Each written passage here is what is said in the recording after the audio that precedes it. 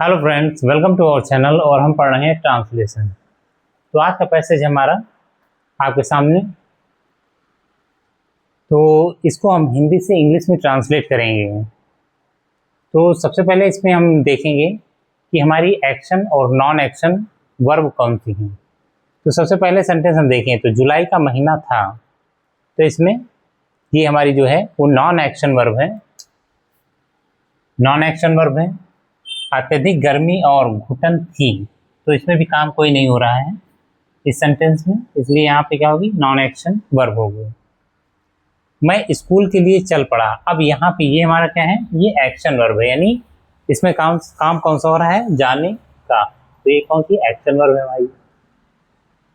अचानक आकाश में बादल छा गए, तो यहाँ पे कार्य कौन सा हो रहा है, छाने का, बादलों के छाने का। तो यहाँ पे क्या, ये हमारी क्या एक्शन वर्ब हो जाएगी।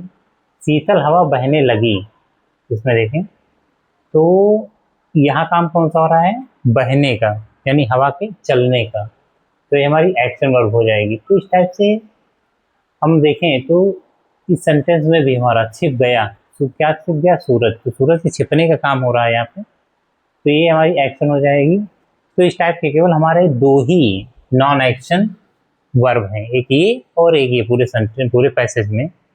और बाकी जितने भी हैं वह सब में एक्शन हो रहा है, सभी सेंटेंसेस में। तो सबसे पहले हम देखेंगे पहला सेंटेंस, जुलाई का महीना था। तो आप यहाँ गए हैं, तो इसे हम कैसे बनाते हैं, यहाँ पे it was the month of July, जुलाई का महीना था। तो इट, हम इसे ऐसे भी कह सकते हैं, इट इज, इट वॉज, यानी कि it was July, it was July, हम ये भी कह सकते हैं। तो हम यहाँ पे इट को अगर देखें तो इट हमारा क्या है, डमी सब्जेक्ट है, जिसका कोई अर्थ नहीं होता है। इसे लिखा जाता है लेकिन इसका कोई अर्थ होता नहीं है। इसे हम टाइम, टेम्परेचर, वेदर, डिस्टेंस और सीजन के लिए इसका हम प्रयोग करते हैं। TTWDS के लिए हम इसका प्रयोग करते हैं। और इसके अलावा अगर हमें जेंडर क्लियर नहीं होता है तो वहाँ पे इट का प्रयोग किया जाता है। किसी सेंटेंस में बात के लिए हम इट का प्रयोग कर देते हैं, जैसे इट इज सेड, यह कहा जाता है, तो वहाँ पे हम इट का प्रयोग कर देते हैं। और बाकी वस्तुओं के लिए भी हम इसका प्रयोग करते हैं। तो पहला जुलाई का महीना था, तो it was the month of जुलाई, इसे हम इट वॉज जुलाई भी कह सकते हैं। दूसरा अगर हम सेंटेंस देखें यहाँ पे तो क्या है, अत्यधिक गर्मी और घुटन थी। तो अत्यधिक गर्मी यानी ये टेम्परेचर की बात कर रहा है, और घुटन थी, तो क्या हो जाएगा यहाँ पे, इसमें भी इट का प्रयोग होगा।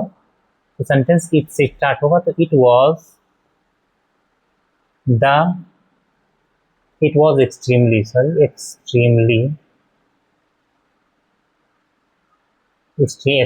हॉट। हम कहते हैं इट इज एक्सट्रीमली हॉट, यानी बहुत गर्म है, तो इसी सेंटेंस हमारा बनेगा, it was extremely hot and stifling,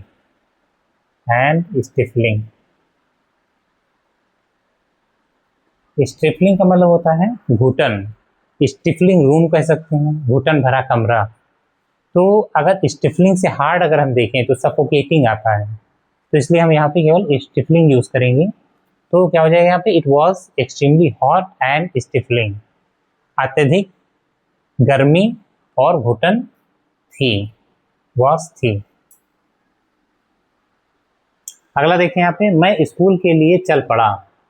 तो चल पड़ा, अगर हमें सब्जेक्ट देखना है तो लास्ट में देखेंगे चल पड़ा, कौन चल पड़ा, मैं।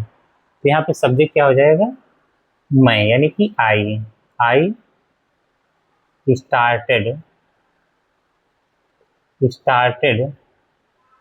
मैं चल पड़ा, कहाँ के लिए, स्कूल के लिए। तो क्या हो जाएगा यहाँ पे, फॉर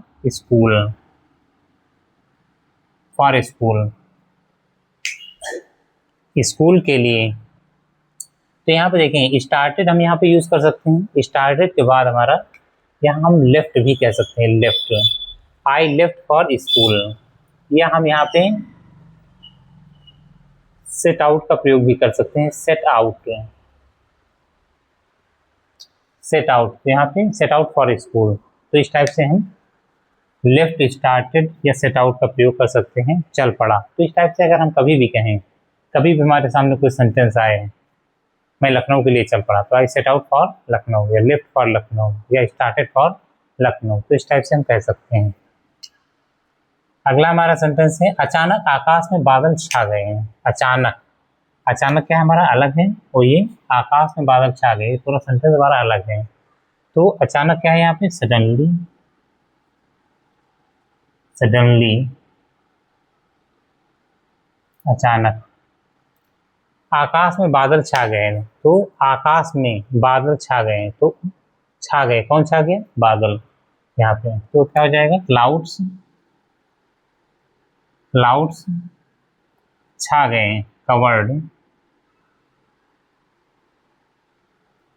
कवर्ड, क्लाउड्स ने कवर कर लिया, बादल छा गए मतलब क्या, बादलों ने कवर कर लिया, किसको कवर कर लिया, द स्काई, स्काई यानी आसमान को, तो इस टाइप से हम कह सकते हैं। और दूसरा अगर हम देखें यहाँ पे, तो हम इस टाइप से भी कह सकते हैं, द स्काई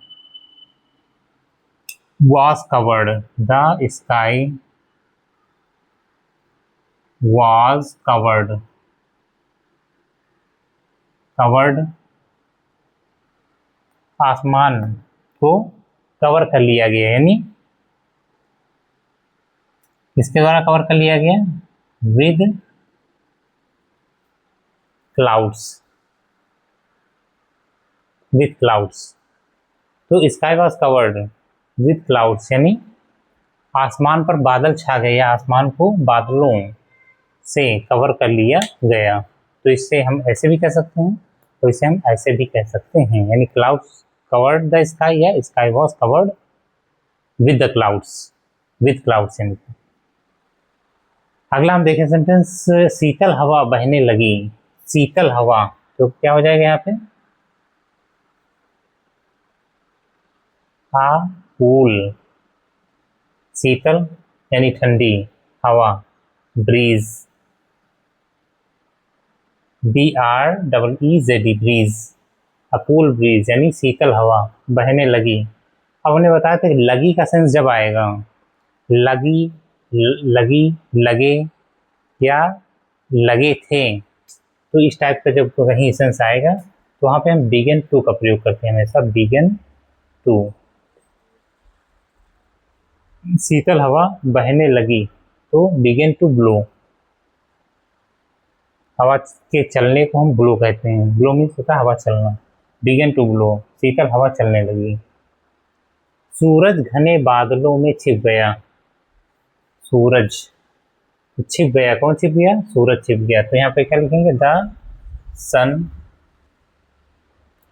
अब यहाँ पे हिड, हिड जो होती है वो हिड की फर्स्ट फॉर्म है हाइड, हाइड मीन्स होता है छिपना या छिपाना, तो यहाँ पे पास्ट इंडेफिनिट टेंस का अफर्मेटिव है, तो यहाँ पे सेकंड फॉर्म लगेगी, तो क्या हो जाएगा यहाँ पे, हिड, द सन हिड, छिप गया, कहाँ छिप गया, बादलों में, तो behind, behind the clouds, behind the clouds, बादलों के पीछे, बादलों में मतलब बादलों के पीछे छिप गया। अब द क्लाउड, जैसे हमने क्लाउड्स के बारे में बताया था कि द का प्रयोग कब होता है, जब पहली बार आता है तो सीधे हम क्लाउड्स कहते हैं, लेकिन बाद में अगर दोबारा कोई चीज़ आती है तो उसे हम, उसमें हम द का प्रयोग करते हैं, क्योंकि पहली बार आने पर उससे हम अपरिचित होते हैं, अनजान होते हैं, इसलिए हम उसके साथ में द का प्रयोग नहीं करते, बल्कि ए और आइन का प्रयोग करते हैं। लेकिन बाद में हम क्या हो जाते हैं, उसको, उससे परिचित हो जाते हैं, इसलिए हम यहाँ पे द का प्रयोग करते हैं। बादलों के पीछे छिप गया, बादल गरजे और बिजली चमकने लगी, तो the clouds, clouds thundered, THUNDERED, thundered means गरजने लगे या गरजे, और बिजली चमकने लगी, एंड द लाइटनिंग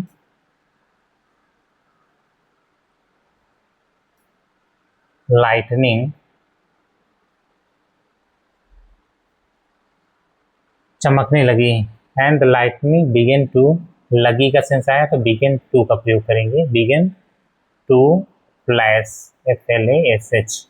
जैसे कैमरे की लाइट होती है तो बिजली जब चमकती है तो लाइट जलती है, तो यहाँ पे क्या हो जाएगा, फ्लैश शब्द आएगा। And lightning began to, lightning, the lightning नहीं कहेंगे, लाइटनिंग बिगेन टू फ्लैश, बिजली लाइटनिंग कहते हैं, बिगेन टू लगी, क्या होने लगी, फ्लैश यानी चमकने लगी, या झमाझम पानी बरसने लगा। तो झमाझम का मतलब क्या है, बहुत तेजी से, तो यहाँ पे हम इसके लिए क्या यूज करेंगे, इट। अब कहीं पानी गिरता है, मौसम यानी जैसे मैंने बताया, सीजन है, डिस्टेंस है, वेदर है, इस टाइप से इट का प्रयोग करते हैं उसके साथ में। तो पानी बरसने के लिए ये सब्जेक्ट के रूप में हम क्या लेंगे, इट को, इट बरसने लगा। अब लगा का सेंस आया तो फिर क्या होगा यहाँ पे, बिगन टू बरसने लगा, began to rain heavily, HEAVILY, heavily means बहुत तेजी से, यानी झमाझम बरसने लगा। इसके लिए हम एक आइटम फ्रेज आता है, उसको हम यूज करते हैं, cats and dogs. Cats and dogs का यूज भी हम करते हैं। कैट्स एंड डॉग्स मतलब झमाझम यानी कि तेजी से। तो it began to rain cats and dogs कह सकते हैं, या हम हैविली भी कह सकते हैं। अब यहाँ पे अगला सेंटेंस हमारा है, सड़कों पर पानी ही पानी दिखाई पड़ने लगा। सड़कों पर पानी ही पानी दिखाई पड़ने लगा, तो क्या हो जाएगा यहाँ पे, दिखाई पड़ने लगा, तो क्या दिखाई पड़ने लगा, पानी ही पानी। तो पानी ही पानी का मतलब क्या होगा, ओनली वाटर, केवल ओनली वाटर, अब दिखाई पड़ने लगा, लगा को हमने बताया था, तो बिगन टू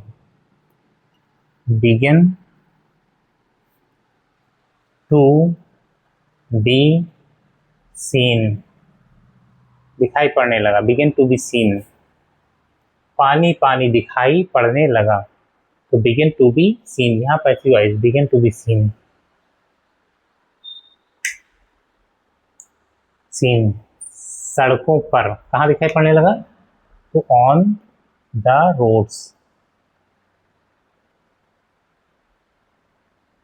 रोड्स, सड़कों पर। छोटे बच्चे बरसात का आनंद ले रहे थे, छोटे बच्चे, तो लिटिल चिल्ड्रन या लिटिल बॉयज भी कह सकते हैं, लिटिल बॉयज, या हम चिल्ड्रन भी कह सकते हैं,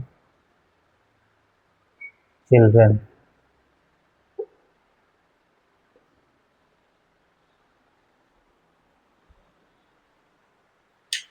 आनंद ले रहे थे, कौन आनंद ले रहा था, छोटे बच्चे आनंद ले रहे थे, तो क्या हो जाएगा यहाँ पे, प्रेजेंट कंटिन्यूअस टेंस का, यानी पास्ट कंटिन्यूअस टेंस का था, है पास्ट कंटिन्यूअस टेंस, तो यहाँ पे क्या हो जाएगा, वर एंजॉइंग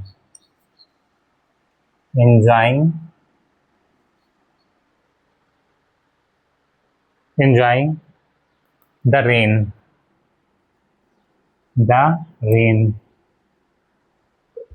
बारिश का आनंद ले रहे थे छोटे बच्चे। 1 घंटे बाद बारिश रुकी, 1 घंटे बाद, तो यहाँ पे क्या हो जाएगा, ये अलग हो जाएगा, और ये सेंटेंस हमारा क्या है, बारिश रुकी, तो बारिश, the rain stopped, the rain रुकी, क्या, स्टॉप्ड, रुक गई। कब रुकी? 1 घंटे बाद, यानी after an hour. After an hour, 1 घंटे बाद। मैं पूरी तरह भीग गया था। मैं भीग गया था, कौन भीग गया था? मैं। तो मैं क्या है यहाँ पे? सब्जेक्ट है। तो I was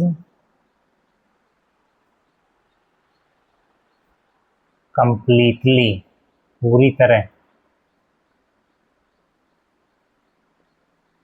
I was completely drenched. Drenched means क्या होता है? भीगना। I was completely drenched, DRENCHED, drenched. मैं था पूरी तरह भीगा हुआ।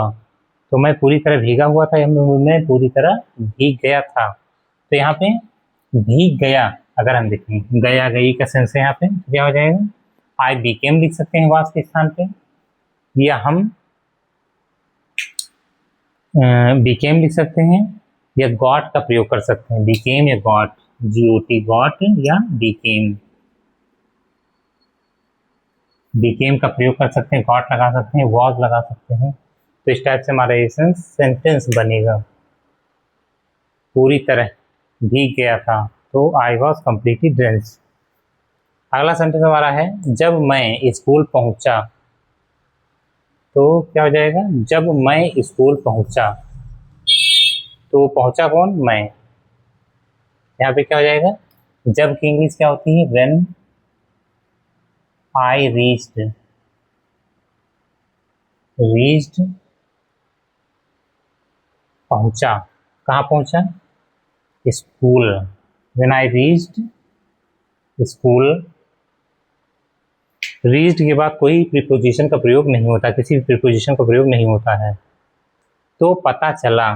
तो अब व्हेन के साथ में अगर तो का आ रहा है, यानी जब के साथ तो अगर लिखा हुआ है, तो की इंग्लिश हम नहीं लिखते हैं, बल्कि क्या लगाते हैं? कॉमा लगाते हैं। तो पता चला, आई, पता चला क्या हो जाएगा? आई।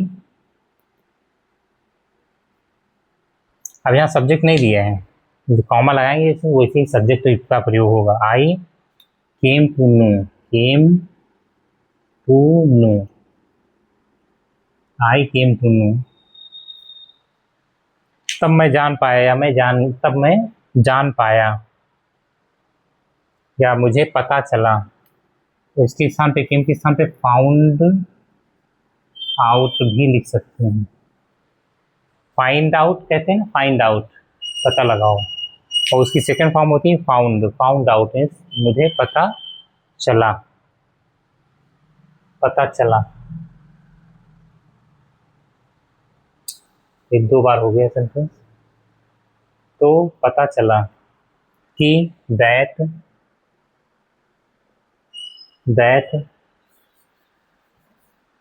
प्रधानाचार्य महोदय ने वर्षा दिवस की घोषणा कर दी थी। प्रधानाचार्य महोदय ने घोषणा कर दी थी। किसने घोषणा की थी? प्रधानाचार्य महोदय ने। द प्रिंसिपल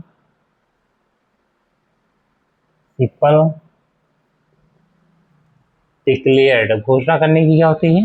कर दी थी, यानी क्या है? कर चुके थे या कर दी थी। तो पास्ट परफेक्ट टेंस हमारा दिया है, जिसमें हैड का प्रयोग होता है। Had declared.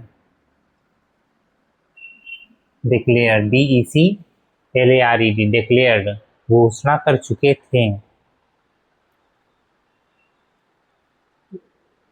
घोषणा कर चुके थे, क्या घोषणा कर चुके थे? वर्षा दिवस की। वर्षा दिवस की। तो यहाँ पे क्या जाएगा? द डे, उस दिन को घोषित कर चुके थे, उस दिन को। Rainy day. Rainy day. तो यहाँ पे the principal had declared the day a rainy day, यानी उस दिन को वर्षा दिवस घोषित कर चुके थे। तो यहाँ पे घोषित कर चुके थे, घोषणा कर चुके थे वर्षा दिवस की, यानी अ रेनी डे, यानी घोषणा कर चुके थे उस दिन को एक रेनी डे के रूप में। तो यहाँ पे हम जहाँ डे लिखा है वहाँ पे इट भी लिख सकते हैं, declared it a rainy day, ऐसे भी हम कह सकते हैं इसको, या केवल हम कह सकते हैं डिक्लेयर्ड अ रेनी डे, ये भी हम कह सकते हैं। तो इस टाइप से अगर हम देखें तो ये सेंटेंस, यानी हर सेंटेंस को हम एक्शन और नॉन एक्शन वर्ब में अगर डिवाइड कर लें तो हम आसानी से उसको बना सकते हैं, और सेंटेंस को छोटे छोटे पार्ट्स में हम अलग कर लें। अगर वर्ब नहीं से, अगर सब्जेक्ट नहीं समझ में आ रहा है तो हम लास्ट में वर्ब को देख लेते हैं, और उससे वर्ब से हमें पता चल जाता है कि हमारा सब्जेक्ट क्या है। तो उम्मीद है ये चीज़ आपको समझ में आई होगी। तो फिर मिलते हैं नए पैसेज के साथ अगले वीडियो में, तब तक की थैंक्स।